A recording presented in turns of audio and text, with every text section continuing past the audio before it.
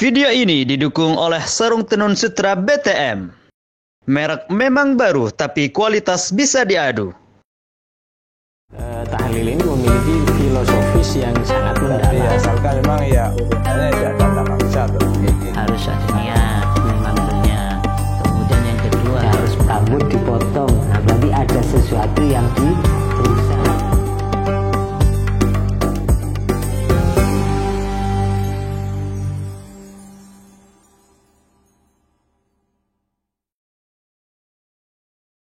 Assalamualaikum warahmatullahi wabarakatuh. Sahabat Yas Media dan Sidogirian dimanapun Anda berada, senang sekali saya Abdullah Nur bisa mengudara pada kesempatan kali ini untuk menyapa para pemirsa dalam suasana yang sangat indah ini, tentunya dalam program yang kita tunggu bersama, yaitu Kajian Islam bersama Yas Media. Sebagaimana biasa, kami akan mengajak para pemirsa sekalian untuk menyimak obrolan kami berkenaan dengan banyak hal yang terjadi di sekitar kita, dikemas dalam obrolan sangat menarik, tentunya dengan narasumber yang kompeten di bidangnya. Sudah hadir di tengah-tengah kita yaitu narasumber kita Al-Ustaz Abdul Wahid Al-Faizin. Kita sapa dulu beliau. Assalamualaikum Ustaz. Waalaikumsalam warahmatullahi wabarakatuh. Ustaz, terima kasih sudah mau hadir kesempatan kali ini. Berkenaan dengan beberapa istilah yang sering diucapkan oleh teman-teman bahwa membuduk PC, kata orang Madura, membuduk PC haram hukumnya karena memang membuduk PC itu atau apa nganakno duit itu adalah termasuk bagian riba. Apakah memang betul riba itu seperti itu, Ustaz? Oke. Sebenarnya gini ya, hebatnya bahasa ya. Kadang-kadang bahasa itu beda bahasa, bisa beda rasa. Maksudnya gimana, Ustaz? Contoh, kita kalau dengar istilah pelacur, ke telinga enak nggak? Nggak enak. Nggak enak. Iya. Tapi orang-orang yang sekarang liberal, pinter. Pelacur itu bahasanya bukan pelacur, pekerja. Namanya PSK. Ketika istilah PSK itu ke telinga nggak terlalu vulgar. Iya, betul. Makanya ketika ada penutupan penutupan lokalisasi, banyak muncul isu kalau mereka ditutup bagaimana nasib nafkahnya. Karena bekerja. Iya, betul. Ini bahasa bedanya bahasa. Iya. Dulu kalau kita dengar istilah riba itu mungkin ke telinga tidak enak.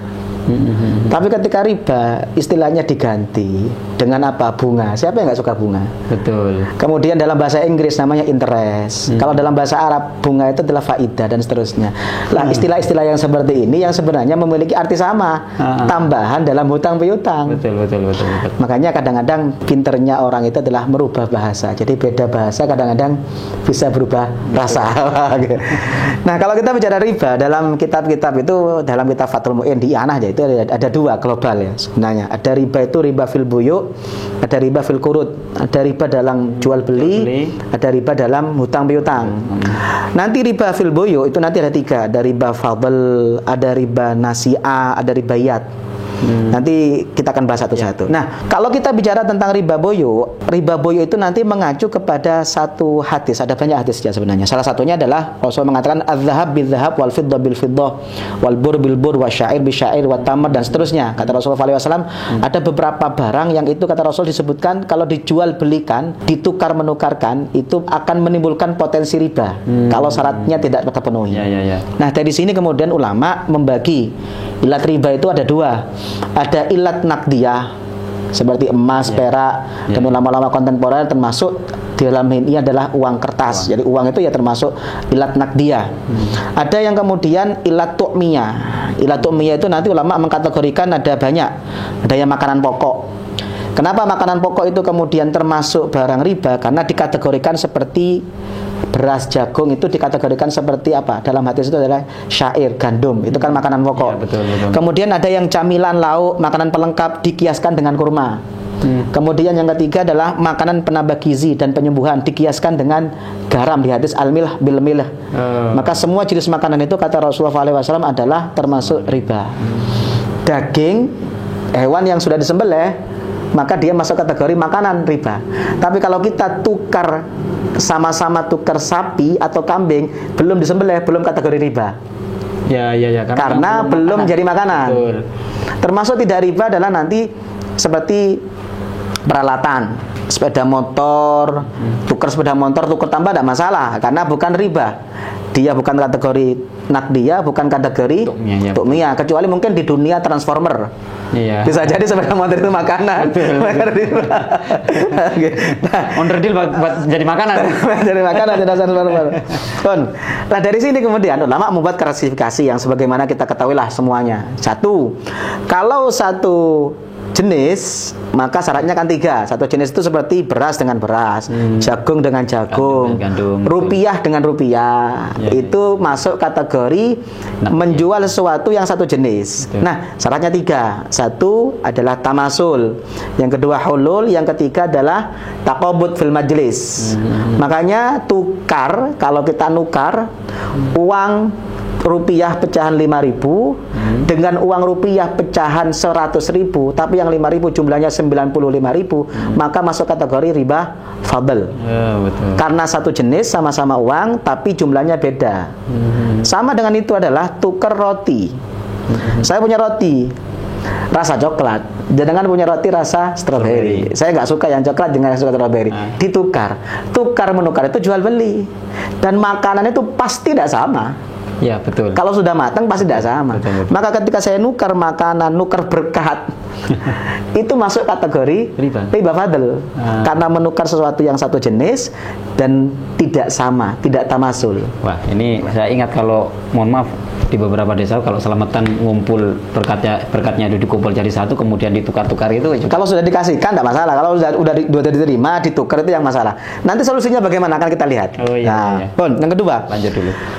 Syaratnya adalah hulul sama takabud. Dulu saya pikir, kok bisa ya ada syarat 2, hulul dan takabud, bukannya sama. Ternyata dalam kitab I'ana itu beda. Diserah terimakan. Iya, kata I'ana ada satu praktek takabud fil majlis tapi tidak hulul. Apa itu? Ketika dalam transaksi tersebut ada syartul ajal. Saya bilang sama jenengan, saya mau tukar beras ini 1 kilo sampai 1 kilo, tapi nukernya nanti. Ada syarat ajal. Selama belum saya tukerkan, saya sama jenengan jalan bareng terus, kemana-mana jalan bareng terus. Berarti taqabud fil majlis, karena saya selamanya bareng terus. Tapi ada syaratul ajal, nukernya nanti. Itu termasuk riba juga. Karena ada syaratul ajal. Pun. Yang kedua, kalau barang yang termasuk yang kategori ini, saya punya uang, ada tukang bakso, ini tukang bakso, ada ini tukang cireng. Si tukang bakso baru dapat pelanggan, harga baksonya adalah 10.000, dikasih uang 20.000. Kata si tukang bakso, ndak ono susuke. Bilang sama temennya si tukang cireng, duwe susuan, aku duwe pelanggan baru 3, masing-masing satu porsi 5.000. Berarti dia punya uang 15.000. Ditukar uang 20.000 dengan uang 15.000, tapi yang 5.000 nanti. Betul. Ini termasuk riba. Riba apa? Riba nasi'ah. Kenapa kalau riba nasi'ah? Kanggil 5.000 nanti diberikannya, tidak kontan semuanya. Bagaimana caranya? Nanti akan kita lihat. Tapi kalau satu ilat itu begini. Satu ilat itu artinya adalah sama-sama uang, sama-sama makanan, tapi ketika ditukar itu makanannya beda. Jagung dengan beras, sama-sama makanan tapi jenisnya beda. Kemudian uang dengan uang, dolar dengan rupiah, sama-sama uang tapi beda jenis. Emas dengan perak, ini beda jenis. Maka kata ulama syaratnya 2, hulul sama taqabud fil majlis. Pun bagaimana syaratnya agar supaya kita terhindar dari riba? Dalam kitab Fathul Mu'in dikatakan faidatun wa tariqul khalas min aqd riba lima yabi'u dhahaban bi dhahabin aw fiddatan bi fiddatin aw buran bi burin mutafadilan bi ayyahaba kullun minal bai'ain haqqah lil akhar. Kalau untuk solusi riba fadl dalam jual beli, solusinya adalah saling menghibah atau saling mensedekahkan. Kalau roti coklat saya tukar sama roti stroberi jadi riba karena akad tukar menukar. Beda dengan begini, Ustadz, saya punya roti stroberi, saya nggak suka stroberi, saya kasihkan ke jenengan. Dengan ngomong, ya sudah Ustadz, saya sekarang lagi diet. Nah, kalau makan 2 roti kan nanti gemuk. Yang satu saya kasihkan jenengan. Kalau saling hadiah, saling hibah atau saling mensedekahkan boleh. Tidak terjadi tukar menukar. Tidak tukar menukar. Makanya kayak tadi umpama yang tukar uang itu ya sudah tukarnya 100 sama 100. Nanti yang 5.000 saya kasihkan tidak masalah. Tapi kalau dari awal tukar menukarnya sudah beda, maka akan terjadi yang namanya riba fadl. Bagaimana mensiasati riba yang kemudian ada syartul ajal? Kayak tadi 20.000 ditukar dengan 15.000 yang 5.000 nanti. Iya. Kalau ditukar tidak boleh, karena jual beli. Iya. Bagaimana boleh? Jangan ditukar, pakai kata beliau wa yatakhallasu bil qardi fi bai'idz dzahab bil fiddah. Untuk sesuatu yang ada syartul hulul, kalau itu pingin diterjang, maka jangan pakai akad jual beli tukar menukar, pakai akad hutang. Jadi contoh yang tadi ya, 20.000. Hutang ya, hutang. Yang punya tukang bakso ngomong, saya punya uang 20.000, tak utang nang sampean. Oh iya, tidak apa-apa. Ketika saya utang 20.000, saya punya uang 15.000. Ya. Ini 15.000 saya sahur sekarang, yang 5.000 nanti. Kalau pakai korot boleh, tapi kalau tuker tidak boleh. Ya. Karena tuker itu memiliki kaidah yang beda dengan. Kendati pun begini Ustadz, bahasanya memang ijol, tukar, gitu. Ya. Tapi baik itu kan mubadalatul syai'in. keyakinan kita sebenarnya ini tidak ke sana gitu Ustaz. Ya, makanya dalam syariah itu kan kita melihat praktek. Jadi ya. baik itu kan mubadalatul syai'in bi syai'in. Tidak harus dengan mengatakan beli. Saya nuker itu ya termasuk secara nyata itu adalah praktek jual beli. Paham ya? Pun. Yang kedua ada namanya riba qorad. Riba qorad itu nanti ada dua. Ada riba jahiliyah, ada riba hutang piutang. Riba jahiliyah itu seperti disebutkan oleh Imam Malik dalam kitab Al-Muwatta. Beliau mengatakan kana riba fil jahiliyah ayyakuna lirajul ala rajul al-haqqu ila ajalin.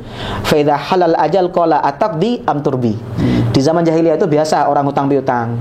Ketika udah orang hutang piutang kemudian jatuh tempo, maka orang yang punya uang akan ngomong ataqdi am turbi, mau bayar sekarang atau ditunda tapi nambah. Ini namanya riba jahiliyah. Prakteknya apa riba jahiliyah? Seperti denda. Mohon maaf, nambah ini nambah nominalnya berarti ya? Boleh nambah nominal. Jadi dia boleh ditunda waktu pembayarannya tapi dengan catatan nambah nominal. Itu namanya riba jahiliyah. Prakteknya apa seperti sekarang? Seperti denda kredit. Kalau kemudian tidak bayar tepat waktu, ada tambahan. Nah, tambahannya ini namanya riba jahiliyah. Karena tambahan yang disyaratkan ketika tidak mampu bayar tepat waktu, ada penambahan waktu plus ada penambahan sesuatu. Itu namanya riba jahiliyah. Mohon maaf Ustaz, barangkali istilah-istilah tadi seperti riba jahiliyah dan lain sebagainya itu barangkali bisa diterjemahkan ke bahasa Indonesia barangkali karena memang mohon maaf audien kita juga banyak yang gitu kan. Riba jahiliyah itu membahasakannya apa ya? Riba jahiliyah itu ya prakteknya sepertinya denda kredit. Jadi lebih kepada riba jahiliyah itu lebih kepada denda kredit. Denda yang muncul karena ada keterlambatan pembayaran satu kredit. Itu namanya riba jahiliyah. Diharamkan. Yang ketiga, yang terakhir adalah termasuk riba qorad adalah yang sering kita bahas adalah riba hutang piutang. Seperti syarat manfaat, syarat tambahan, syarat hadiah dalam hutang piutang itu yang namanya riba qorad. Ya, itu yang umum, yang banyak yang umum yang termasuk mebuduk.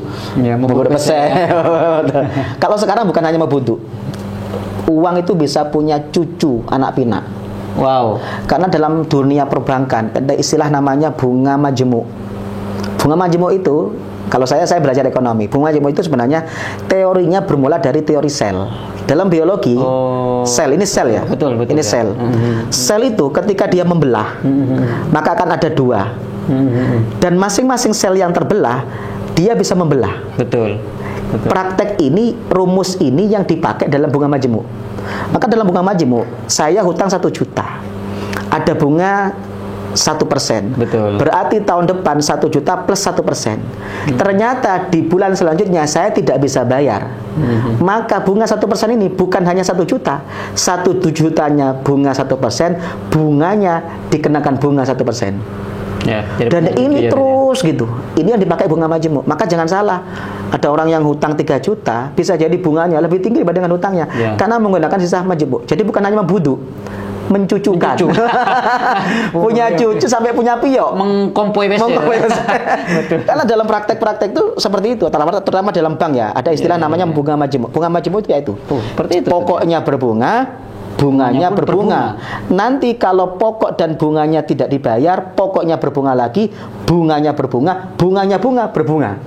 Nanti bunganya lagi, bunga lagi. Betul. Itu ada rumusnya. Kalau saya dulu belajar Iya. manajemen keuangan itu ada rumusnya. Dan rumus itu berasal dari teori sel. Oh iya. Seperti itu. Ini jadi kayak cerita Transformer saja. Membelah. Nah, itu bahayanya riba. Makanya kata Al-Qur'an itu orang yang makan riba itu kama yakumul ladzi yatakhabbatu syaiton. Orang yang seperti tempeleng setan. Betul. Tidak akan stabil. Bahkan dalam hadis dikatakan wa inna riba wa in kathura fa'aqibatuh ila qillatin. Riba itu meskipun banyak pasti berakhir kehancuran dan sedikit. Masya Allah. Ini saking bahayanya riba. Betul. Baik, terima kasih Ustaz sudah mau hadir pada kesempatan kali ini. Mudah-mudahan jadi tambahan informasi untuk kita semuanya. Sahabat Sidogirian dimanapun Anda berada, itulah tadi pembahasan kita berkenaan dengan pembagian macam-macamnya riba. Mudah-mudahan jadi tambahan informasi yang sangat bermanfaat untuk kita semua. Dari kami kurang lebihnya mohon maaf. Assalamualaikum warahmatullahi wabarakatuh. Waalaikumsalam warahmatullahi wabarakatuh.